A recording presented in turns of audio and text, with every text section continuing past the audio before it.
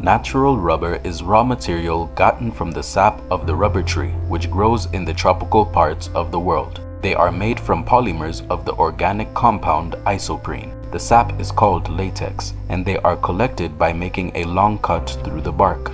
This latex is a white liquid. The sap runs down the cut and is collected in a pot strapped to the tree trunk. They are then dried and ran between rollers to form rubber sheets. A rubber plantation has a mean annual net income of $12,756.94. For the plantation of rubber to be productive, the following steps can be followed. Step 1. Site selection and acquisition. The first thing to do when you want to start rubber farming is to select a suitable site with good soil and topography and acquire such land. The site must be accessible and secure, fertile. It should be free from pests and disease pathogens. It requires annual rainfall between 200 centimeters to 230 centimeters. Region with high incidence of drought is not suitable for rubber as it will affect its latex yield. Rubber grows well on well-drained loamy-clay or loamy soil with 4.5 to 6 moderate pH level. Step 2. Land preparation. Selected field should be cleared and trees on it cut. Plough to a depth of 15 centimeters and harrowed to root out perennial weeds and break heavy clods. This is followed by leveling of land to a gentle slope of 3% provided in one direction to facilitate irrigation as well as drainage for excess water during rains. Although this is not compulsory, it depends on the location of the site. 1 meter by 1 meter by 1 meter holes are dug 2 weeks before planting so that disease pathogens in the soil is destroyed by sunlight. Put the removed soil in separate piles. One pile for topsoil and a separate pile for the subsoil and from the pit. The upper soil mixture is filled first, followed by the lower soil mixture when you want to cover the pit.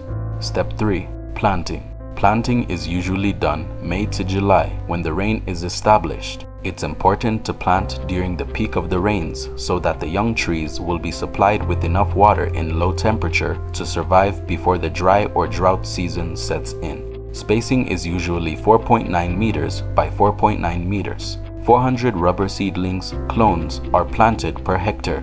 Step 4. Weed management. Weed the plantation by hoeing or slashing or by applying herbicides. Herbicides is more economical.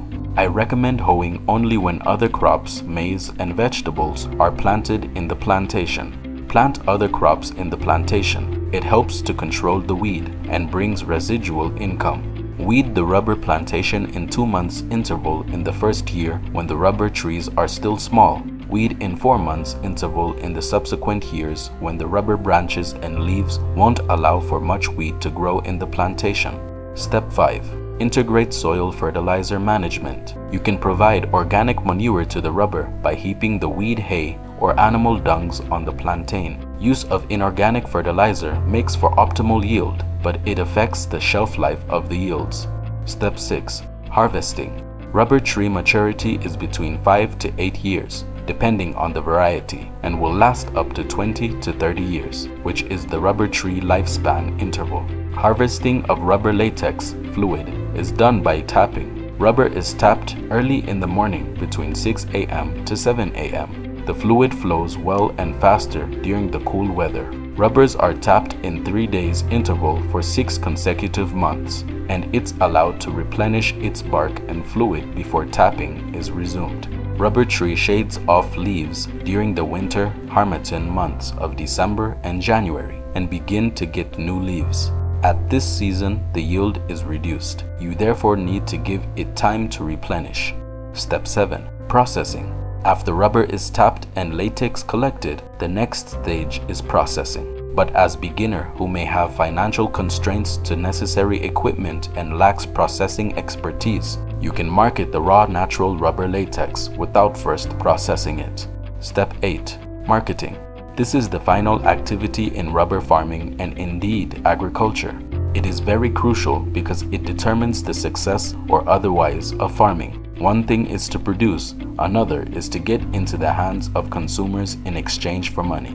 Natural rubber latex can be marketed both in the domestic and international markets. To sell at the domestic market, you can sell to off-takers, rubber processing companies, if you do not process by yourself, and to factories that use natural rubber latex as raw material.